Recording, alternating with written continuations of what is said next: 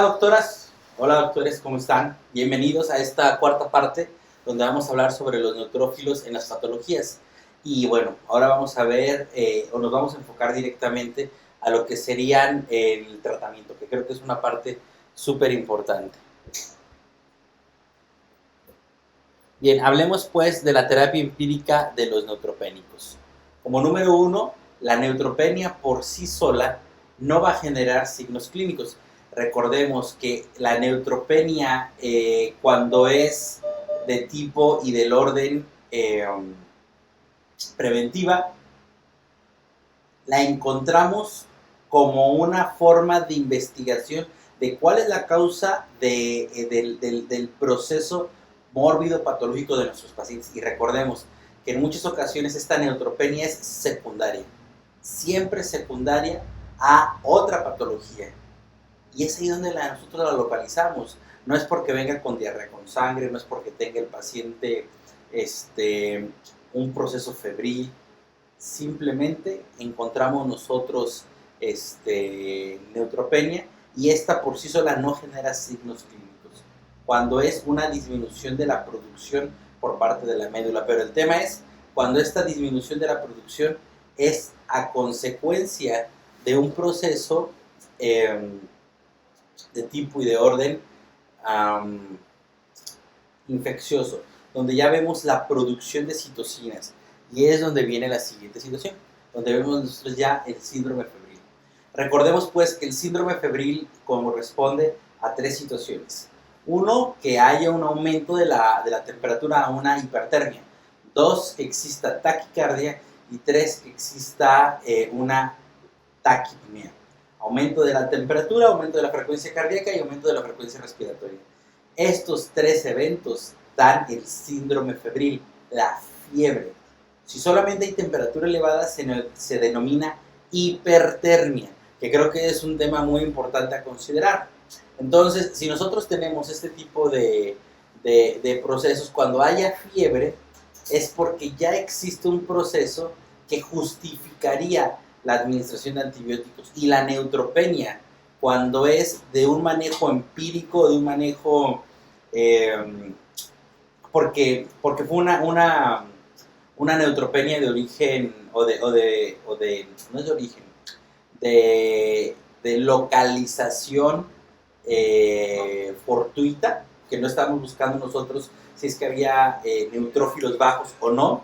Es ahí donde nosotros haríamos la administración empírica de los leucocitos, de los antibióticos para la neutropenia. Pero cuando ya hay fiebre, claramente está de más que lo diga, pero es importante recalcar, ahí siempre vamos a hacer la utilización de los antibióticos. La adinamia, la anorexia y la taquicardia son de los principales signos clínicos de sepsis. Esos principales signos clínicos de sepsis son normalmente tratados o mejor dicho encontrados en pacientes que tienen enfermedades que van a provocar inmunosupresión, como serían las endocrinopatías, como estamos viendo aquí. ¿Qué endocrinopatía nos va a provocar esto? Bueno, básicamente sería diabetes mellitus, hiperadrenocorticismo e hipotiroidismo. Cuando los pacientes son tratados por inmunosupresores, por ejemplo, en aquellos que no se les administró clasitinib, es decir, pacientes atópicos, que le estamos dando dosis de inmunosupresoras durante mucho tiempo, que viene con tacrolimus, o que está con ciclosporina, con metrotexato, que está bajo una terapia citotóxica, son otros pacientes que pueden llegar a tener adinamia, anorexia y taquicardia como signos únicos de sepsis y no una hipertermia. Esto es un tema importante porque a veces asociamos hipertermia es infección. Sabemos que en el 95% de los casos sí, pero en el otro 5% nos hablaría de cáncer, enfermedades autoinmunes. Generalmente, o la otra sería idiosincrática o idiopática. Simplemente se eleva la temperatura por la administración de un fármaco. Es idiosincrático. O en otras ocasiones se eleva la temperatura y no sabemos el por qué. Es idiopático. Entonces, en función de eso, es que es muy importante que empecemos a considerar esto en todo paciente neutropénico. Ahora bien, como signo secundario de los pacientes sepsis que pueden estar inmiscuida la neutropenia, sería el vómito y la diarrea. Esos son signos secundarios. Si se envía el paciente a casa, se prefiere la medición axilar. Esto es en los pacientes que tienen una neutropenia que fue localizada de manera fortuita, donde nosotros no buscábamos la neutropenia, sino que se hizo un hemograma para evidenciar, o un conteo de glóbulos blancos y bases manual, para evidenciar cuál es el estatus inmunológico del paciente. ¿Por qué? Porque viene en adinamia, porque viene el paciente hiporéxico, anoréxico, hipodípsico, adípsico. Esos serían los signos que me indicarían a mí, bueno, vamos a hacer un proceso donde nosotros tengamos que ver cómo están esos leucocitos.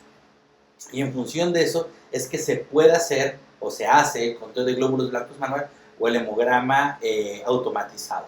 En función de esto, doctoras y doctores, si vemos que está neutropénico, pero no hay ningún otro signo clínico que nos justifique la hospitalización, en ese momento nosotros lo enviamos a casa y, como viene aquí, hacemos la medición axilar. En el hospital, en la clínica, siempre hacemos la medición vía rectal, pero para la casa nosotros no podemos decir al cliente hágalo vía rectal, porque pedimos que lo hagamos cada 3 horas, 4 horas. Lo que nos marca la bibliografía es de cada 4 o 6 horas, pero en general siempre nos adelantamos, sobre todo porque en ocasiones, si nosotros no nos ponemos las pilas y tratamos de hacer la identificación del pico de hipertermia para justificar la administración de los antibióticos en la vena intrahospitalariamente, podemos perder tiempo. Recordemos, un paciente neutropénico es un paciente que claramente no está normal, es un paciente que evidentemente requiere de la asistencia del médico, pero cuando de manera lamentable no está la economía suficiente para que el cliente pueda solventar el gasto intrahospitalario, bueno, está la opción, siempre y cuando no haya síndrome febril asociado. Si hay síndrome febril asociado, no tiene un sentido mandarlo a casa. Espero que me haya explicado cuándo es que se envía a casa, no es siempre. Entonces, aquí lo importante es que tú mandes a casa y que la medición axilar siempre va a tener una diferenciación de 0.5 a 1 grado centígrado sobre la rectal. Ese es un tema que creo que es muy importante. De 0.5 a 1 grado centígrado, siempre inferior a la rectal. Por lo tanto, vamos a poner rangos críticos máximos. Perro adulto de raza gigante. Lo máximo que debería de tener de temperatura es 38,5. Cachorro de perro o perro adulto de raza pequeña, como un chihuahua y un pomerania. Los dos, el cachorro y el perro adulto de raza pequeña, 39,2.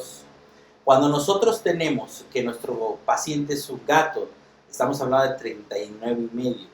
Sobre todo pensando que va a estar en la casa, que va a estar en su ambiente, que va a ser lo más cat friendly que puede estar. Bueno, esos pacientes que pueden estar neutropénicos asignológicos, que los enviamos a casa, nosotros debemos de tener en cuenta que la temperatura axilar va a ser de 0.5 a 1 grado centígrado inferior a la rectal. Por lo tanto, cuando se manifieste la fiebre, que sería pasando el periodo febrícola, estos son conceptos que seguramente ya te lo sabes, pero que es necesario recordarlos para que, si no te acuerdas, no te quedes con esa duda flotando. El periodo febrícola o la febrícula que le llaman es cuando del rango crítico máximo se eleva la temperatura a medio grado. Es decir, recordemos, perro adulto de raza gigante, 38,5 es lo máximo. Perro cachorro o perro adulto de raza pequeña, 39,2. Febrícola sería en el perro adulto de raza gigante de 38,6 a 39 grados. A partir de los 39 grados se consideraría que el paciente ya tiene hipertermia. Febrícola es que puede estar elevado por excitación, por la temperatura, por alguna otra situación. Obviamente que no es un choque calórico, porque ahí va a estar hipertérmico. O sea, quitando esas cosas obvias. Paciente normal. Por lo tanto, si yo tengo que mi paciente tiene axilarmente en un perro de raza gigante adulto 38,5, puedo presuponer que mínimo está medio grado por encima del rango. Es decir, que ya estaría en 39. Por lo tanto, es muy probable que ese paciente ya empiece con hipertermia. La misma vara se utiliza para medir al adulto de raza pequeña y cachorro, donde el rango crítico máximo es 39.2 grados y la febrícula sería de 39.3 a 39.7. Espero que me esté dando a entender. Y de esa manera es como nosotros vamos a ir formando los rangos. Ahora, ¿quieres que el cliente haga la corroboración? Cuando veas que se eleva, pídele que la tome rectal. Pero el tema es, los clientes son clientes y no en muchas ocasiones lo van a meter de manera profunda, es decir, al menos 1,5 centímetros interno y lateralizado, haciendo apoyo para que no esté tomando la temperatura dentro del posible bolo fecal, sino que de verdad esté sobre las venas hemorroideas, que es donde nosotros debemos de tomar la temperatura de los perros. Entonces, en función de eso es importante considerar esto de la medición axilar. Y el tema, la medición axilar está reportada como adecuada en veterinaria, no para la clínica, para que tú lo hagas, sino para que el cliente le dé seguimiento. Como terapia empírica en los pacientes neutropénicos, es importante considerar, a ver, ¿se prefiere iniciar el tratamiento con antimicrobiano en vez de enviar hemocultivo? Fíjate bien, ¿se prefiere iniciar el tratamiento con antimicrobiano en vez que enviar un hemocultivo? Es una pregunta que generalmente pues, siempre la tratamos nosotros de resolver. ¿Qué es lo que nos indicaría? Al enviar el hemocultivo, considerar enviar 2 hemocultivos de venas diferentes, tanto en anaerobiosis como en anaerobiosis. Es decir, nosotros tenemos que enviar y pagar 4 hemocultivos. ¿Qué quiere decir? 2 hemocultivos de venas diferentes en anaerobios y anaerobios. ¿Qué quiere decir esto? Nosotros vamos a tomar de la vena yugular una primera muestra. Esa primera muestra la vamos a dividir en 2. En un medio de cultivo, un medio de transporte para hemocultivo de aerobios y otro medio de cultivo para transporte de anaerobios. Primera muestra. Segunda muestra, vena cefálica. De la vena cefálica nosotros pediríamos entonces otros 2 hemocultivos. Esto es para hacerlo de la manera coherente, consciente y que podamos nosotros obtener resultados. Porque en veterinaria se sabe, y en humanas se sabe aún más, que muchos perros que se les manda hacer hemocultivos y están sépticos pueden fallecer antes de que lleguen los resultados. Y que incluso falleciendo, algunos de ellos tienen hemocultivos negativos, pero en las necropsias aparecen focos sépticos. Entonces, esa situación es importante o interesante. Y tú puedes decir, bueno, y si no sirve del todo, entonces ¿para qué hacer esto? Bueno, porque en la evidencia que tenemos y la forma de trabajar con una clínica basada en evidencias, es muy obvio que nosotros necesitamos, fíjate bien, necesitamos que tener, pues bueno, en este caso la evidencia que sería el hemocultivo. Ese sería por una parte. Ahora, aquí el tema es, si yo necesito la evidencia de tener el hemocultivo, pero potencialmente me puede salir negativo, la respuesta es, o la pregunta es, ¿y lo voy a hacer? Ese es un dilema, porque yo pensaría, pues sí, por si me sale positivo, adelantarme, y ya teniendo el cultivo con el antibiograma, poder definir qué es lo que debo de ayudarle a ese paciente, cómo debo ayudar a ese paciente. Eso sería desde el punto de vista ideal, pero el tema es que no necesariamente todos los pacientes van a tener esta oportunidad. Te explico. Un hemocultivo de sangre periférica aeróbico está alrededor para un veterinario en los 800 pesos, que serían $40. Un hemocultivo anaeróbico está alrededor de los 1,200 pesos. Es decir, $60, y ya son $100. Y de esos $100 tenemos que mandarlo por pareado. Es decir, $200 más la compra de lo que sería el medio de transporte, que generalmente te lo venden aparte. anda alrededor de $15 cada medio de transporte.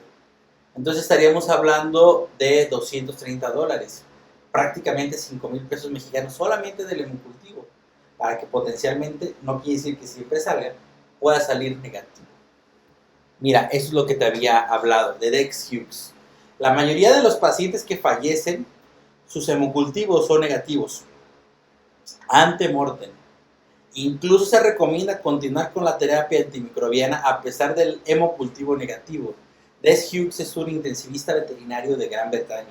Digo, para que en este caso esta referencia la consideres, no es una referencia que sea de humana. Casi todas, por no decirte todas las referencias que colocamos, siempre son de medicina veterinaria. Cuando es de medicina básica, por ejemplo, fisiología o algo así, a veces colocamos aquí referencias que son extraídas de medicina humana, pero en experimentos de animales. Entonces, esto es importante que lo tengamos aquí en consideración, ¿no? La selección del tratamiento se elige coherentemente con la tinción de Gram, eso es coherentemente, de las muestras obtenidas, con los signos localizables, cultivos previos al evento y antibiograma de cultivos nosocomiales. O sea, para nosotros poder hacer estos hemocultivos, lo ideal es que yo haya hecho al menos 2 veces al año de la jaula de acero inoxidable, le paso un hisopo y lo mando a cultivar. Del piso paso un hisopo y lo mando a cultivar. Del estetoscopio y del teclado de la computadora paso un hisopo y lo mando a cultivar. Esos son los cultivos nosocomiales. Y con base en qué crece y a qué fue sensible, es que nosotros podemos hacer la modificación del tratamiento o de la elección empírica. La pregunta es, ¿y en qué universidad, que generalmente está subvencionada por el Estado, hacen este tipo de cultivos nosocomiales? No hablo de la práctica privada, hablo de las universidades. No dudo que por ahí ha de haber alguna donde tenga una unidad de cuidados intensivos, o que tenga unidades de cuidados especiales para pacientes trasplantados, como puede ser en Estados Unidos, ¿no? Pero bueno, eso no es algo que ocurra realmente. Eso no es algo que ocurra normalmente. Y aquí el tema es que creo que tenemos que empezar a pensar, y precisamente hoy se estuvo aquí en México haciendo pues varias publicaciones, sobre todo que en Ciudad de México y Tlaxcala, que es un estado de primera aquí en México, se empezó a hacer la publicación de iniciativas de ley de protección animal. Y ese es un tema, porque dice ahí, delimitar la entidad jurídica del perro del gato. O sea, eso es un tema que tenemos que empezar a pensar en cuanto a la cuestión legal, y tenemos que ver estas situaciones. Porque potencialmente la gente puede decir, ¿y dónde están los cultivos? ¿Y dónde está ta? Bueno, pueden llegar a tener razón desde algún punto de vista, pero también deben de tener razón pagando. Porque esto no es barato, a lo que hemos estado viendo. Y es importante que sepamos, y que estemos sobre todo hablando de los costos, para no solamente quedarnos en el medio de, es lo ideal. Sí, ¿y quién lo va a pagar? Que ese es un tema importante, y que si nosotros queremos empezar a hacer los cultivos nosocomiales, pues también hay que decirle a los clientes, mira, nosotros estamos haciendo esto, que es una diferenciación. Habla mucho en medicina veterinaria de la diferenciación. Creo que es una buena opción para empezar a hacer cierta diferenciación. Bueno, y si ya se trató previamente con fluoroquinolonas y surge fiebre, es probable que se trate de un microorganismo gram positivo. Las fluoroquinolonas, sobre todo la enrofloxacina, no hablemos tanto de la pradofloxacina, del Veriflox, porque tiene poco tiempo, era unos 10 años que la Unión Europea más o menos emergió, pero tiene poco tiempo de hacer estudios reales, de estudios que sean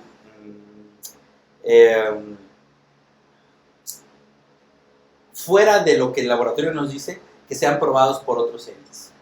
Y como tiene poco tiempo, realmente tampoco sabemos mucho del manejo con la propia pradofloxacina. En general, la dejamos solamente para gatos, ¿no? Pero también se puede utilizar en perros. Aquí el tema es que de lo que se ha encontrado es de la enrofloxacina. Al decir fluoroquinolonas, básicamente es enrofloxacina. Esa es una parte importante. La ciprofloxacina no entra aquí, pero sí enrofloxacina. Si le dieron enrofloxacina y hay fiebre posterior a que le hayan dado la enrofloxacina, es probable que al eliminar la enrofloxacina, la mayoría de los gram negativos, la fiebre sea secundaria a gram positivos. Y eso es un tema importante que puede ser estafilococos, estreptococos, algo por ahí, algunos bacilos gram positivos. ¿Vale? Entonces, una parte importante. Ahora, cultivos. Se habla mucho sobre esto de los cultivos, ¿no? El cultivo de boca, de piel o de heces no tiene sentido de realizarse de manera protocolar en perros y gatos. ¿Por qué? Porque en la boca y en las heces vive salmonela, vive shigella, y qué te puedo decir de E. coli, ¿no? Pero sobre todo salmonela y shigella son zonas donde habitan de manera normal. En las heces y en la boca. En la piel está plagado de anaerobios. Y recuerda lo que hemos hablado en las otras clases. Siempre que tengas un proceso donde existan anaerobios, debes utilizar metronidazol o clindamicina. Si no existe la evidencia de anaerobios, no utilices metronidazol, porque los anaerobios también corresponden o pertenecen a lo que sería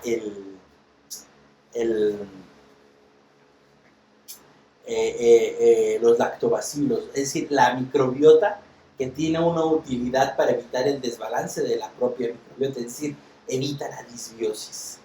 No utilices esos productos. Y si te das cuenta, prácticamente no hemos hablado de la utilización de los mismos, ¿no? Porque no tienen lugar a, no tienen cabida a el metronidazol y la clindamicina en un principio, más que sean procesos muy específicos, donde haya producción de gas, donde veas una monocitosis porque puede haber necrosis. Ahí sí está indicado el metronidazol y la clinda. O porque cultives e identifiques que existen anaerobios. Es básicamente eso, ¿no? La terapia empírica, de nuevo, para los neutropénicos.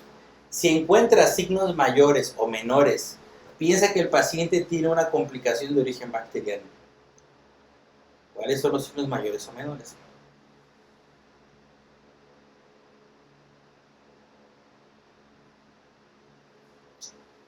Signos mayores: adinamia, anorexia y taquicardia. Signos menores: vómito y diarrea. Te lo repito, me regresé para que quede claro cuáles son los signos mayores y menores. Si encuentra signos mayores y menores, piensa que el paciente tiene una complicación de origen bacteriano. Esto hasta que se demuestre lo contrario en neutropenia, solo en neutropenia. Se recomienda medir basalmente la glucemia. ¿Con cuánto llega? ¿Con cuánto está? Sobre todo cuando el Glasgow no sea algo que se esté elevando, que se mantenga. Si la glucemia no está manteniéndose, perdón, si el Glasgow no está manteniéndose 17, 18, entonces necesitamos medir la glucemia. Creatinina, esto es interesante sobre todo para los pacientes de edad avanzada, porque también podemos llegar a tener un recrudecimiento de la enfermedad renal crónica, es decir, un reagudecimiento de la enfermedad renal crónica. Y por eso es importante la creatinina, electrolitos séricos y la densidad urinaria. Aquellos que me siguen en las redes sociales, les mostré la semana pasada unas tiras que nos llegaron del gasómetro.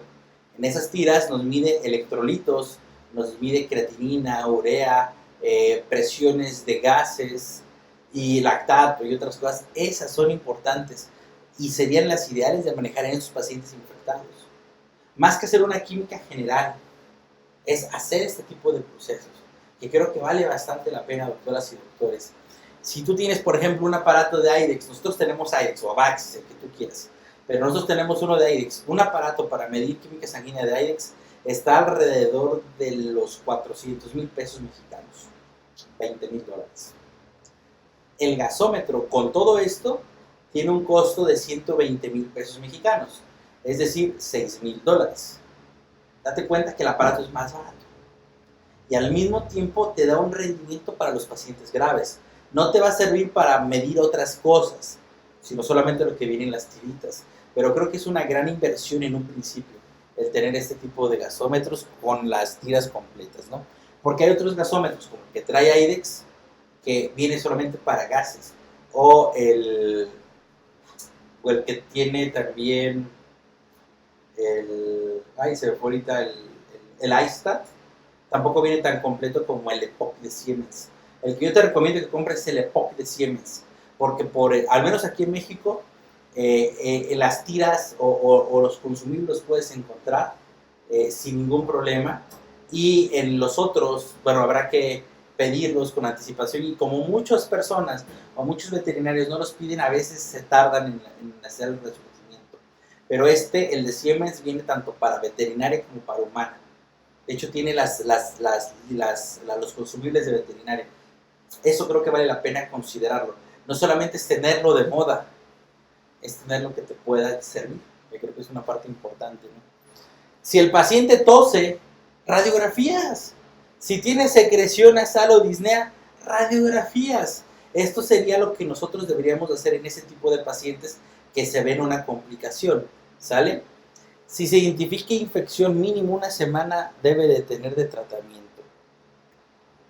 Si existen signos urológicos, examen general de orina. Date cuenta que la medicina es muy fácil. ¿Tiene un proceso respiratorio? Radiografías. No ultrasonido, no un lavado bronquialolar, no nada de eso. Radiografías, respiratorio. Procesos urinarios, examen general de orina. O sea, es lógica, ¿no? Ya recuerda que el examen general de orina debes de hacerlo siempre por cistocentesis. Si el paciente tiene vómito o diarrea de importancia clínica, una ecografía abdominal más que una radiografía. Ahora, ¿y qué significa vómito o diarrea de importancia clínica? O bien abdomen agudo. El abdomen agudo, bueno, eso lo dejamos por un punto porque es muy obvio, le duele mucho el abdomen. Pero un vómito de importancia clínica es aquel vómito que se presenta con más de 4 eventos en 24 horas. Si vomita en un día 3 veces, 2 veces, una vez, no tiene ninguna importancia. No deberíamos nosotros de tratar de eliminar ese vómito. No deberíamos, no hay una razón. Diarrea es cuando se presenta una defecación de más de 5 veces en 24 horas. Una diarrea de importancia clínica, porque un perro sin problemas defeca 1, 2, hasta 3 veces al día. 4 es una etapa gris, a partir de 5 se consideraría de importancia clínica. Recuerda, vómito más de 4, diarrea más de 5 veces, 5 eventos en el día. Ahí es donde nosotros deberíamos de pensar en una ultrasonografía. En lo particular no es porque defeque 5 veces, ya le voy a tomar una placa, que defeque 8 veces, 10 veces, o sea, algo exagerado, porque a veces sí defeque algunas veces, 6 veces, por ejemplo, 5 veces, y en la ecografía que encontramos nada, gas, algo de heliodinámico, una situación ahí rara, y tú puedes pensar, pero está defecando muchas veces heliodinámico. Sí, doctora y doctor, porque el heliodinámico es que no se mueve ese intestino y que, perdón, segregue mucho líquido y que por rebosamiento esté sacando ese.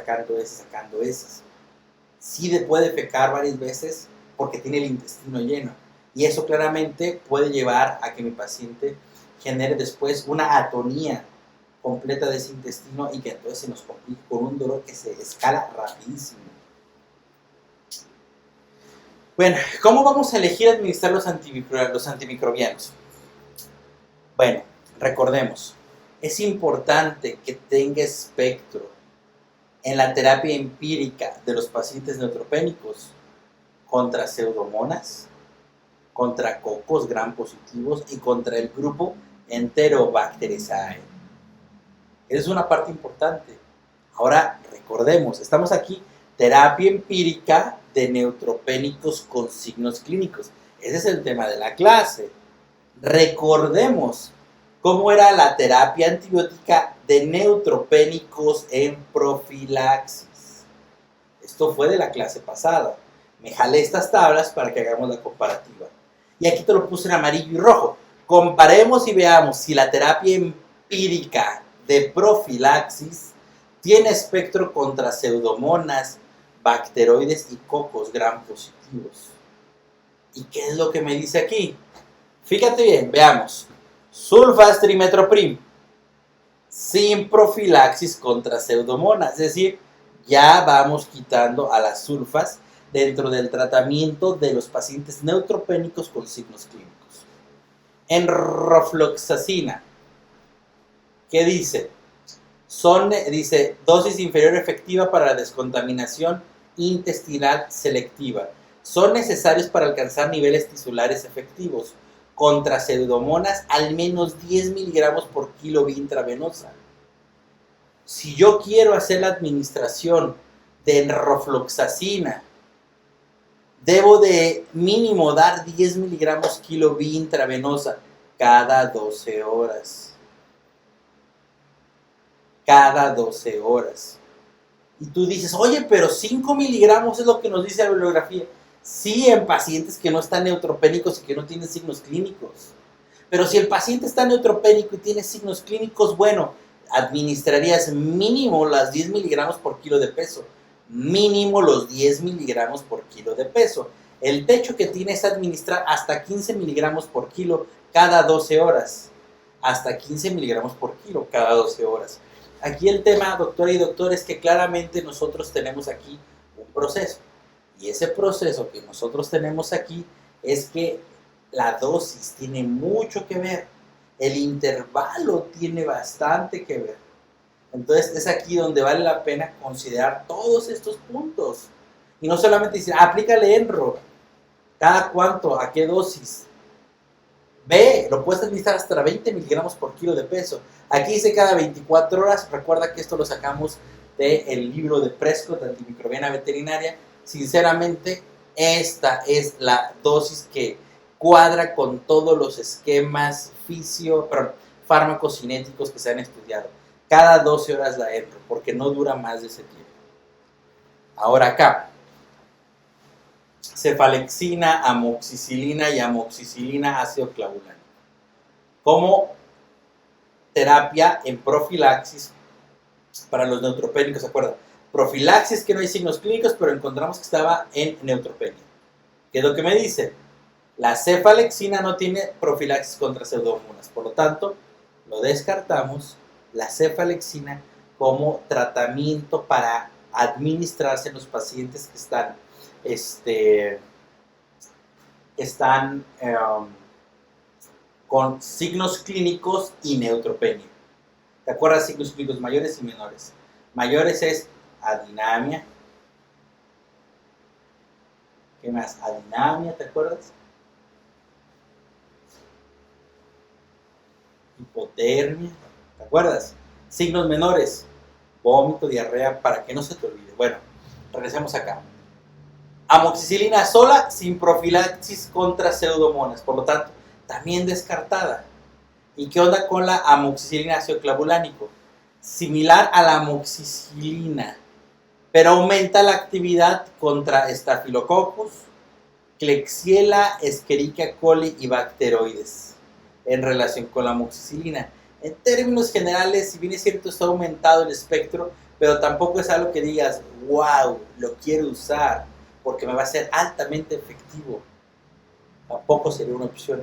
Esta amoxicilina ácido clavulánico se puede usar, sí, pero la recomendación es utilizarlo en pacientes que tengan menos gravedad. ¿Sale? La fluoroquinolona con un beta-lactámico, reservada para animales con neutropenia pronunciada. Es decir, amoxicilina ácido clavulánico más enrofloxacina tiene que tener cáncer o tiene que tener algún tema que tenga mucho tiempo infectado y que requieras de una terapia de recuperación. Incluso esa combinación a veces no funciona. Bien, si nosotros nos vamos ahora sí ya a las combinaciones antibióticas en los pacientes neutropénicos, ahora sí ya al tratamiento. ¿Qué me dice? Aminoglucósido más cefazolina o cefalotina. Estos dos son antibióticos de primera generación, son cefalosporinas de primera generación. Lo más común a utilizar aquí en México, o lo que comúnmente se recomienda, es la cefalotina con un aminoglicósido. ¿Qué comentario usted dice? Dice, empleo habitual en pacientes veterinarios con cáncer. El espectro no cubre pseudomonas. Las cefalosporinas pueden incrementar el riesgo de nefrotoxicidad. ¿Las cefalosporinas pueden incrementar el riesgo de nefrotoxicidad? Sí, del aminoglicósido, eso es lo que está diciendo aquí. No que las cefalosporinas son nefrotóxicas. Son nefrotóxicas menos que el aminoglicósido, pero la combinación de ambas aumenta el riesgo de nefrotoxicidad. Por lo tanto, para hacer esta administración, nosotros tenemos que tener sí o sí una buena tasa de perfusión renal, que la puedes estimar mediante el índice de resistencia de la arteria renal o mediante la colocación del Doppler color o Doppler poder y verificar que se esté irrigando todo el riñón. Y esto corroborarlo con la cantidad de orina que se produce o al menos la densidad urinaria. Si tiene una densidad urinaria de 1025, sabemos que tiene al menos un aumento de la tasa de filtración glomerular, que puede ser patológica, inducida o normal, en un paciente normal que bebió mucha agua, por ejemplo. Pero eso ya lo veremos con la historia clínica y con los antecedentes, ¿no? Ahí para poder definir qué es lo que está ocurriendo. Bien, ahora, aminoglicósido más una aminopenicilina, que en general se utiliza la ampicilina. También puede ser la amoxicilina, pero en general es solamente ampicilina. Entonces, aminoglicósido nos referimos a ceftriaxona, perdón, gentamicina o canamicina, más la ampicilina. Dice, empleo habitual en pacientes con parvovirus canino, cosa que ya lo veníamos hablando en anteriores clases. Su espectro no cubre pseudomonas ni estafilococcus. Aumenta la actividad contra anaerobios sobre la combinación de aminoglicósido más cefalosporina de primera generación. Es decir, la ampicilina por sí sola va a aumentar el espectro contra los anaerobios. Y entonces dijimos, tenemos que respetar a los anaerobios sí en la profilaxis, pero ya cuando nosotros tengamos un paciente enfermo, como en este caso de parvo, esa combinación le va a partir en su queso a los anaerobios. Es importante respetarlos, sí, hasta que se empiecen, literal, a salir de control. ¿Y cómo podemos nosotros pensar que se están saliendo de control? Porque hay neutropenia. Porque la cantidad de demanda de neutrófilos por parte del tejido infectado sobrepasa la producción medular. Y eso me dice que la cosa se está saliendo de control, porque en un principio tiende a haber aumento de la cantidad de neutrófilos, pero si hay una disminución, un decremento de estos neutrófilos, ahí es donde nosotros empezamos a tener un problema. Y es por eso que tenemos que utilizar estas combinaciones. Mayor probabilidad de alterar la resistencia a la colonización y se puede prevenir de la beta-lactamasa utilizando la ampicilina sublactam, que también hay esta presentación en origen intravenoso. Aquí en México no es nuestras primeras elecciones utilizar la ampicilina sublactam. En Colombia es la primera, cuando aquí es amoxicilina ácido clavulánico, por ejemplo.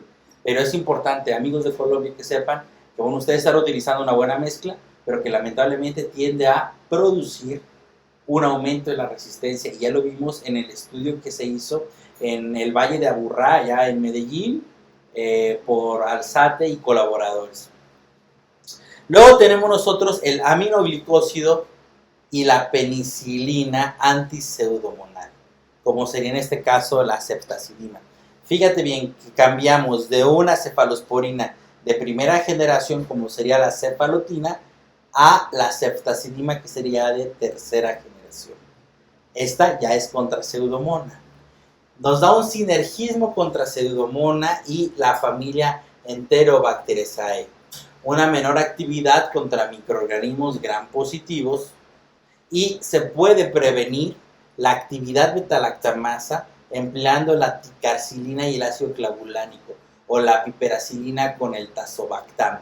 Recuerda, el tazobactam es un medicamento que me puede ayudar a sustituir de una manera secundaria al aminoglicósido.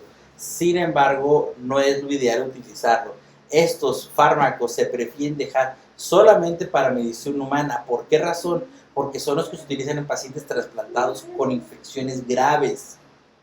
Por eso es que de manera ideal nosotros no deberíamos de meternos con este tipo de antibióticos. Los podemos utilizar, sí, solamente en casos donde no sea reportado como sensible y sensible, por ejemplo, al tazobactam con la piperacilina, pero que sea de tipo de tipo resistente a todos los demás y que solamente quede esta la opción, ¿no? Bien, luego tenemos a las fluoroquinolonas cuando reemplazan al aminoglicósido en las combinaciones previas, es decir, ceftazidima-enro, ampicilina-enro, cefalostina-enro. Evaluar, bueno, mejor dicho, en esta combinación tiene evaluaciones que son menos detalladas que las del aminoglicósido. Y básicamente vamos a tener mayor probabilidad de combinación aditiva más que sinérgica. ¿Qué es probabilidad de combinación aditiva? Combinación aditiva es, vamos a ver primero, combinación sinérgica que está súper estudiado entre, por ejemplo, la Genti y la AMPI para parvo. Combinación sinérgica es que de 100 bacterias, Genta mata 30, AMPI mata 40. La sumatoria son 70. Sin embargo, cuando se combinan las dos por situaciones de sinergia, se matan esas 100 bacterias. Sumatoria es que 30 más 40 serían 70. Es decir, al final la sumatoria sinérgica va a ser mucho más efectiva. Va a tener ese don, ese regalo del universo para matar más de lo que serían juntas, de lo que sería la sumatoria de manera individual. Enro con cefalotina, AMPI o ceftazidima va a dar una disminución de la efectividad si lo comparas con cuando sustituyes la canamicina o la gentamicina. Sigue siendo efectivo, pero no tan efectivo. Por eso es que yo te sugiero, no le tengas miedo a los aminoglicósidos. En veterinaria tenemos un tema con los aminoglicósidos, tenemos mucho bies como el coco.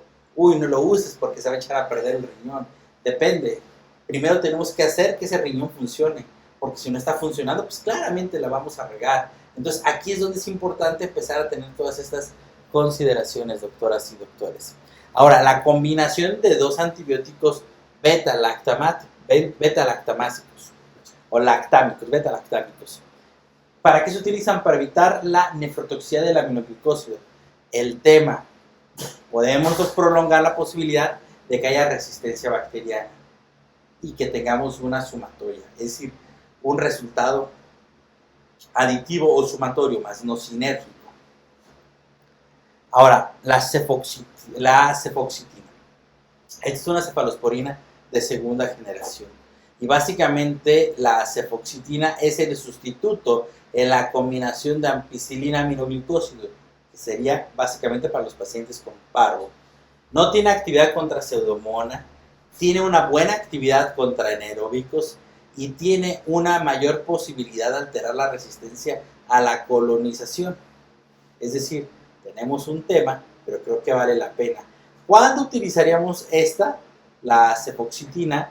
Cuando tengamos nosotros evidencias de alguna alteración renal. Por ejemplo, un cachorrito con parvo que en la ecografía abdominal encuentre hipoplasia de un riñón. Bueno, nos vamos a la cefoxitina. De entrada le ponemos AMPI, en lo que mandamos comprar la cefoxitina. O si tiene cefoxitina, bueno, darla. Había un laboratorio aquí en México que traía cefoxitina. Si no recuerdo, es CPMAX, traía en su momento cefoxitina. Pero bueno, ya no sé si las sigan produciendo. Y si no, pues están las que nunca se rajan, que son las de humano, ¿no? La ceftazidima, como lo hemos hablado, es menos activo contra gram positivos que la terapia combinada por sí sola, a pesar de que es de tercera generación, no se debería utilizar solita. Y luego tenemos el imipenem-cilastatina. Tiene una combinación completa, una actividad contra espectro completo.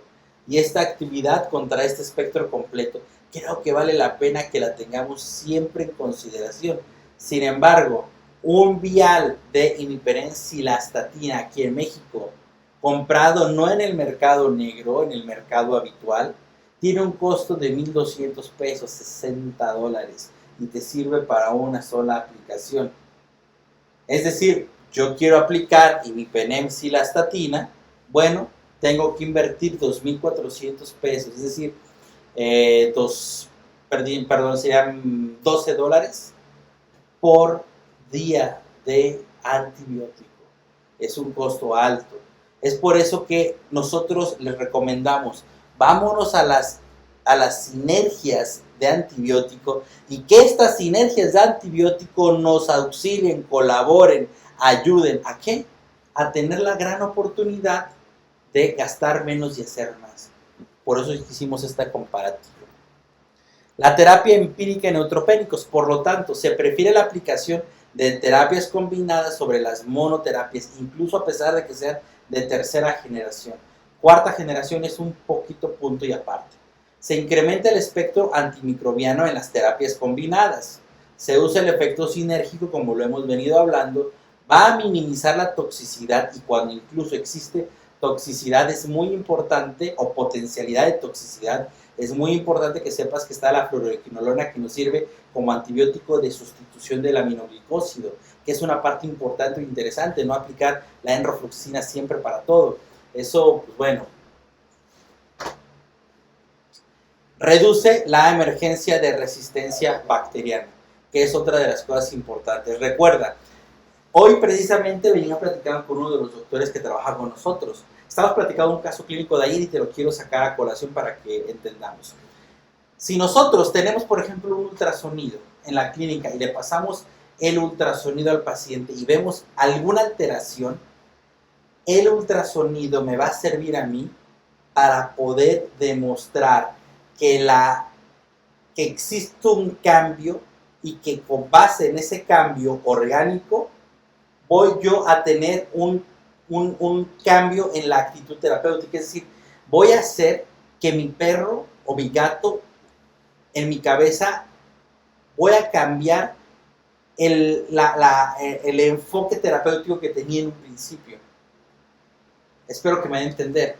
Yo tengo un paciente, cuando hablamos de minimizar toxicidad cuando hacemos los cambios o de utilizar el efecto sinérgico, ¿cómo puedo yo cambiar de sustituir el efecto sinérgico por minimizar la toxicidad, hablando específicamente del aminoglicósido? Si tu paciente ves que tiene una alteración renal, morfológica o de perfusión, en ese momento dices, ¿qué caso tiene que le dé aminoglicósido si sé que ya estructuralmente hay un cambio y que potencialmente puedo yo inducir un efecto negativo en ese paciente? ¿Para qué le estaría yo dando entonces este medicamento? Tu revisión clínica, tu revisión imagenológica, si es que le hiciste, te va a servir para cambiar tu tratamiento, y de eso se trata la medicina. Para eso son los aparatos. Todos los aparatos que podemos tener en la clínica nos van a servir para hacer cambios, doctoras y doctores, cambios en la actitud terapéutica. Si no, entonces pues nos guiamos en cuanto a los lineamientos y protocolos y ya que Dios quiera qué es lo que va a pasar. Si hablamos de que Dios quiere que estudiemos como lo estás haciendo, que inviertas una lana para poder hacer un cambio y que dañes menos, que dañemos menos. De eso se trata, ¿no? No se recomienda, como lo hemos venido hablando mucho, afectar a los anaerobios. Los anaerobios se respetan porque son los que nos ayudan. Recuerda que son parte de la barrera inespecífica de defensa. Se utilizan los betalactámicos en combinación para disminuir la toxicidad de los aminoglicósidos a las dosis altas. Y también se sustituye el aminoglicósido con una fluoroquinolona para disminuir la toxicidad. Recordemos esto, que es algo bien interesante. Entonces, aquí nosotros tenemos la lista completa, por si alguien le quiere dar un screenshot, de todos modos ya tienen los que pagaron el curso, porque si estás viendo esto en una grabación pirata que hicieron, bueno, tú no vas a tener los PDFs, pero los que tienen el PDF, bueno, pueden tener esto y bueno, ahí hacen, de todos modos, no, aquí un ladito, por si quieren hacer el screenshot. Estas serían las combinaciones antibióticas en los neutropénicos. Bien, ¿cómo podemos manejar esto? A ver, neutropenia y pirexia leve, trimetoprim, sulfonamida, más fluoroquinolona o amoxicilina, ácido clavulánico o amoxicilina. Neutropenia y pirexia leve sin signos clínicos. Neutropenia y pirexia moderada. ¿Se acuerdan que ya hemos hablado? Aquí nosotros ya tenemos un problema. Puedes utilizar, por lo tanto, la fluoroquinolona con la cefalexina, amoxicilina sola o amoxicilina ácido clavulánico. Pero ¿qué va a pasar cuando tenemos cáncer? Cuando tengamos nuestros cáncer, lo ideal es administrar la enrofloxacina con la cefazolina, perdón. Recordemos que para el tratamiento de citotóxicos debemos de tratar de preservar el hígado y el riñón, porque los citotóxicos van a tener impacto allá. Entonces, si vamos a hacer nosotros un tratamiento, procuremos utilizar algo que no nos dañe tanto al paciente.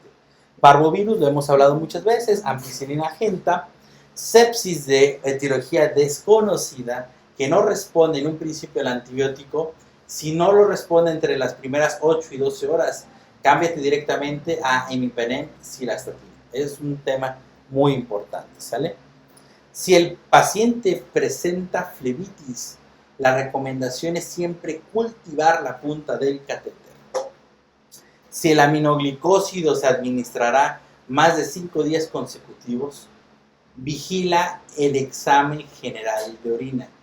Cuando aparezca cilindruria, piensa que es momento de cambiar. A pesar que vaya bien el paciente, pero mientras aparezca cilindruria, es importante hacer un cambio. Es una parte muy importante. Aparece glucosuria, es importante hacer un cambio. ¿A qué? Al menos a fluoroquinolona, como lo vimos ya anteriormente. O bien, si empieza a incrementarse la azotemia, es importante también cambiar el aminoglicósido por una fluoroquinolona. Recuerda, 10 miligramos kilo cada 12 horas, esa sería la dosificación. Si nosotros queremos saber cuál es el orden de la nefrotoxicidad de los aminoglicósidos, nos vamos a ir de menor a mayor. Metilmicina es la menos nefrotóxica. Amicacina es la que le sigue en cuanto a nefrotoxicidad. Posteriormente sería la tobramicina y al último la gentamicina. La gentamicina es la más nefrotóxica, pero asimismo también la que tiene un espectro un poquito más ampliado. Por eso es que se prefiere en las infecciones graves utilizar genta sobre amicacina. Oye, pero es que la amicacina es menos dañina. Sí, pero si es una infección grave, tienes que acabar con ella. Es preferible tener un paciente que tire un poco de proteína a que no tire proteína, porque no hay proteína que tirar. ¿Me explico? Entonces es importante considerar esto y estar haciendo los cambios. Los gerontes y los hipoalbuminémicos son temas importantes. Los pacientes gerontes tienen mayor riesgo de presentar convulsiones con las fluoroquinolonas a dosis altas. Eso es un tema interesante, sobre todo porque algunos de ellos ya tienen daños neurológicos y tienen focos epileptiformes que necesitan un estímulo para desarrollar la convulsión. Eso tenlo en cuenta. Y asimismo, todo paciente hipoalbuminémico, es decir, que tenga menos de 15 gramos sobre decilitro o menos de 1.5 gramos sobre litro o menos de 15 miligramos sobre decilitro, esos pacientes son los que los que pueden potencialmente producir convulsiones con enrofloxacina a dosis de 10 o 15 miligramos kilo cada 12 horas. Eso también considéralo. ¿Y cómo puedes saberlo en una etapa clínica? Porque vas a encontrar una disminución de los sólidos plasmáticos totales, cosa que, pues bueno, en su momento ya lo hemos hablado. Con respecto a la función plaquetaria, las penicilinas, fíjate bien, las penicilinas pueden disminuir la agregación plaquetaria en pacientes que tienen conteos menores de 20.000 plaquetas. Las penicilinas, repito, pueden disminuir la agregación plaquetaria en perros que tienen o gatos menor de 20.000 plaquetas. Es decir, va a disminuir la agregación de plaquetaria en pacientes que ya están predispuestos al sangrado. Por lo tanto, si hay mucho sangrado, o hay sangrado en sábana o un sangrado que no se explica, procura no dar penicilinas en un principio. Los antibióticos que no afectan la función plaquetaria es la cefazolina y las fluoroquinolonas. Por lo tanto, si tienes pacientes sangrando con un tiempo de formación de coágulo alterado, lo ideal es que, y claramente una trombocitopenia, es que no le des ampicilina, que tampoco le des amoxicilina. Si bien es cierto, son aminopenicilinas, pero también están dentro de los fármacos que pueden reducir la agregación plaquetaria y favorecer el sangrado. Y en un paciente con un hematocrito bajo, no es una buena idea. Mejor vete y ponle una fluoroquinolona. ¿Cuándo vamos por un buen camino? Creo que es una parte súper importante. Cuando la fiebre cede dentro de los primeros 3 días. No tiene que ceder en un principio a las primeras 4 horas, 6 horas. Es un tema importante y en ese tipo de pacientes sépticos, a menos de que tenga un aumento de la temperatura mayor a 40 grados centígrados, no le apliques antipiréticos, porque las interacciones farmacológicas no están descritas. Y varios de ellos, de estos antipiréticos, pueden llegar a causar interacciones medicamentosas que no deseamos en nuestros pacientes. Recuerda, menos es más. Entre menos fármacos, más certeza de los resultados que vas a obtener, o más es menos. Entre más fármacos, menos certeza vas a tener de las interacciones farmacológicas. Eso es importante que lo tengamos en cuenta. La fiebre debe ceder en 72 horas o menos. Por lo general, la dosis primera es la que da un punto de corte. Tú le aplicas el antibiótico entre las 2 o 4 horas, empieza a ver que la fiebre se va. Y en muchas ocasiones es con la terapéutica de fluidos. Estás administrando la perfusión de cristaloides vía intravenosa y empieza la microcirculación a normalizarse, a evitar esos puentes capilares y dar como resultado un beneficio que sería una perfusión tisular adecuada y que la disipación del calor sea eficiente. En ese momento la fiebre empieza a disminuir, o la hipertermia en pacientes sépticos. Claramente no estamos hablando de los pacientes, porque siempre que damos esta clase siempre sale alguien con la pregunta: ¿y qué pasa con los pacientes que tienen choque de calor? Bueno, eso es punto y aparte, porque aquí estamos hablando de neutropenicepsis. Sale para que no vaya a haber esa confusión, por favor. La medicación se va a continuar cuando el conteo de los neutrófilos sea mayor a 1000 neutrófilos por microlitro y que se resuelva la fiebre. Es aquí donde la medicación, estamos hablando de la medicación vía intravenosa. Cuando esté arriba de 1000, entonces procedemos a cambiar de la vía intravenosa a la vía oral, porque estamos hablando de una neutropenia importante, no de que, tiene 5000 neutrófilos. En un cachorro dices, bueno, eso no es una neutropenia importante. ¿Te acuerdas que es una neutropenia leve? Si estamos hablando de los adultos, pues que tengan una neutropenia por 2500. Eso no es nada, o sea, muchos de esos pacientes se resuelven solos. El tema es una neutropenia de 700, 500. A esas neutropenias es donde está enfocado esto. No a las neutropenias incipientes. Se llaman incipientes porque son ridículas. Ridículas. Te cayó, no sé qué, te picaste con una aguja que se te cayó. O en el pie se clavó, la sacas. ¿Provocaste un daño? Sí. ¿Hay dolor? Sí. No por eso te vas a colocar una infusión de lidocaína, ketamina y fentanilo en la vena. Por una aguja que se te clavó en el pie. ¿Cuándo lo vas a hacer? Cuando hay un dolor verdadero. Un dolor real, un dolor que vaya en concomitancia con el grado de respuesta que esperamos, con el grado de estímulo que se tiene en ese paciente. Lo mismo es acá. La vía oral se evita si existe vómito patológico, que recuerda que es cuando hay más de 3 vómitos en 24 horas. Diarrea patológica. Siempre que hay hipovolemia, se evita la vía oral para dar antibiótico. Cuando hay hipovolemia, diarrea o vómito patológico, o bien hay disrupción de la mucosa entérica, se aplica en la vena. ¿Qué es la disrupción de la mucosa entérica? Bueno, la disrupción de la mucosa entérica es cuando existe una evidencia de sangrado en el vómito o en la diarrea. Es cuando la barrera hematoentérica se perdió, y es en ese momento donde se tiene que hacer la administración del antibiótico vía intravenosa, no vía oral, que creo que es una parte muy, muy, muy importante. Se mantiene la terapia oral hasta por 10 días en posterior a la abolición del cuadro febril. O cuando el paciente es pancitopénico, tratas la vía oral hasta que deje de ser pancitopénico, cosa que eso es hasta la muerte. Entonces, esto es un tema muy importante. Se mantiene la terapia oral 10 días posterior a que se haya ido la fiebre o el cuadro febril. ¿Sale? Vía oral, mínimo 10 días, perdón. En pacientes con parvovirus no se envía antibiótico a casa, no tiene sentido. Esa es una parte muy importante. Cuando se empieza a recuperar de la neutropenia, déjalo, ya se fue a casa, comiendo, bebiendo y haciendo todo lo que quiera.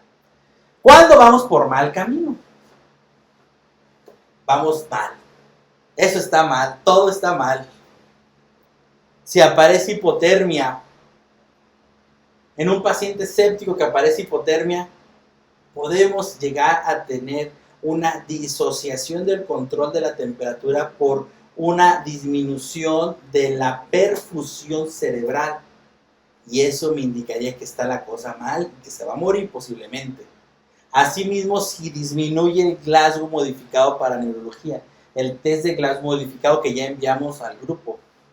Si disminuye el test de Glasgow modificado, ya está, se va a morir.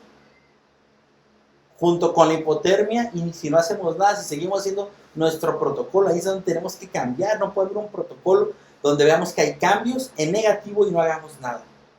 Por eso es que una de las cosas importantes es no suponer. ¿Qué es no suponer? Bueno, que yo veo que mi paciente no viene bien y digo, bueno, me voy a esperar un poquito más a que se recupere. No, sácalo de su aposento, mídele la temperatura, mídele la frecuencia cardíaca, mídele el test de Glasgow y te vas a dar cuenta que la cosa no viene bien, algo está mal. Hace rato aquí en la clínica teníamos un paciente que es un gato que estaba más o menos estable. Llegó el paciente con enfisema subcutáneo y aparente neumotórax, leve, muy leve. Y resulta que ese paciente vimos que a pesar de que ya estaba mejorando, entre comillas, no tenía una respuesta pupilar a la luz, con glucemia normal. Dices, ¿qué está pasando? O sea, ahí es donde te das cuenta cómo debes ir cambiando de acuerdo a lo que te va indicando la exploración física. Recuerda, la exploración física es súper importante en los pacientes. No dejes por un lado la exploración física, es muy importante. Si la pirexia no resuelve, es que vamos en un mal camino. ¿Qué tenemos que pensar? Uno, que el proceso del paciente no es de origen bacteriano. Pueden ser hongos. Número dos, que el sistema inmunológico tiene algún grado de afección, el cual desconocemos, pero que tenemos que investigarlo claramente. Y número 3, que la dosis que estamos administrando del fármaco es reducido. 4, que el microorganismo no es sensible.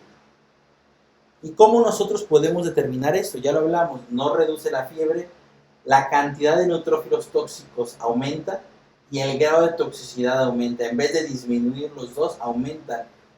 Cuando tú administras un antibiótico, tienes que tener en la base, porque ya lo hablamos en las 2 primeras clases, qué cantidad de neutrófilos tiene, son tóxicos, qué cantidad de tóxicos hay y si aparece fiebre.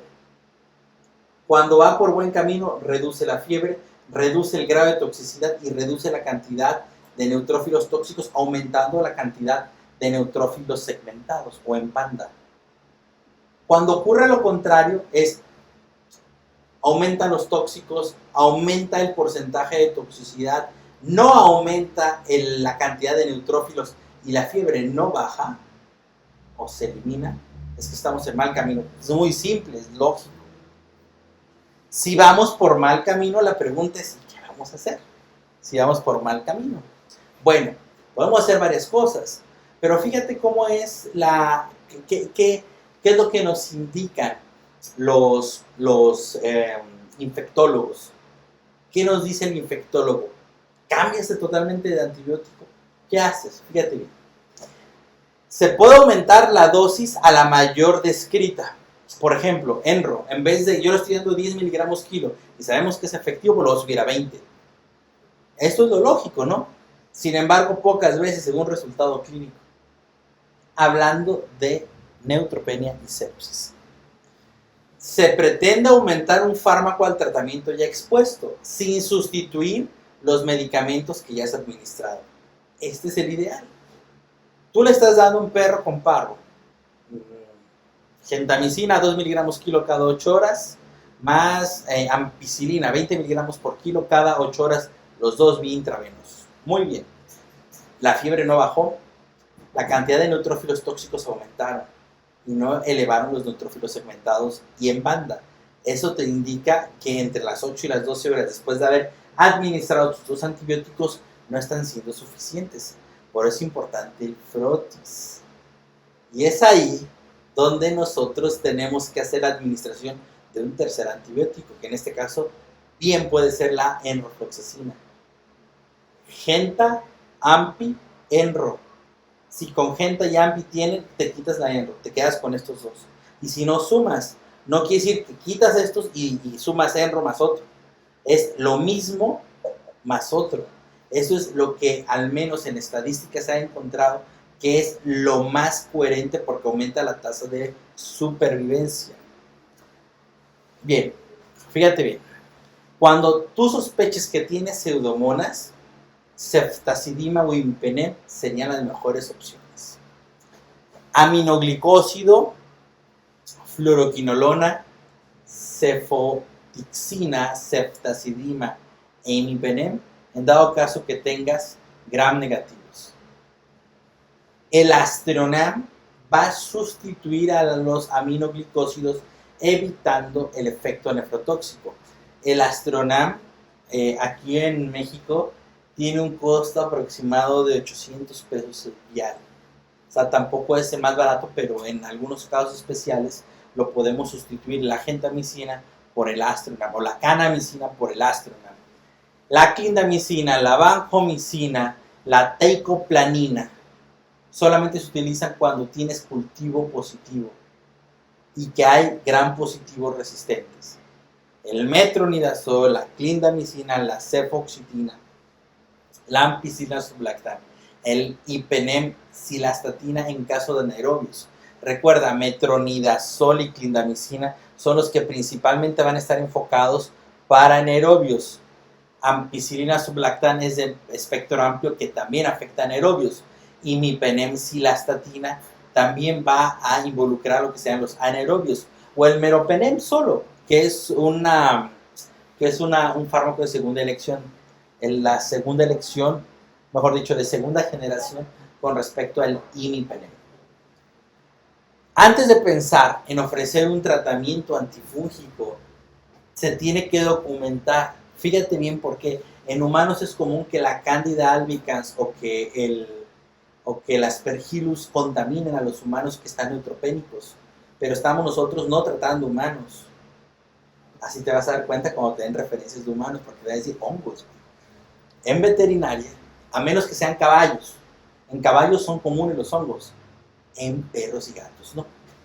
Se tiene que documentar, ya que no es común encontrar infecciones fúngicas en perros y gatos. Se piensa en los hongos cuando, a pesar del tratamiento, la neutropenia no cede después de 10 días. Porque recuerda que mínimo tenemos que darle 3 días para que ceda la fiebre.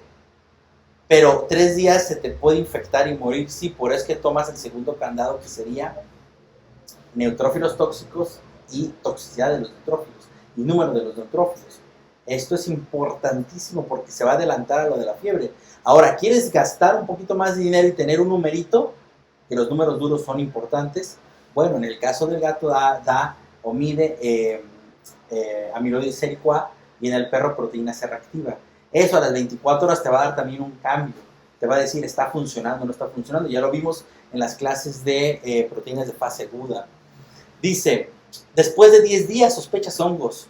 Cuando se presenta infección fúngica en los perros y los gatos, son 3 los fármacos que se utilizan: nistatina, ketoconazol o itraconazol. Esto sería lo que nosotros estaríamos tratando de utilizar cuando tengamos sospecha o confirmación, pero sobre todo confirmación de tratamiento antifúngico.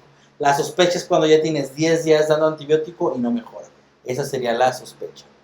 Y bueno, doctoras y doctores, yo quedo a sus órdenes. Espero que esta clase, que a pesar de que ha sido corta la última, creo que ya nos dio la redondez de todo lo que veníamos hablando sobre este proceso. Así es que yo les agradezco, muchas gracias por estar hasta aquí y bueno, nos seguimos viendo en esta tu experiencia académica del Núcleo Latam. Hasta pronto.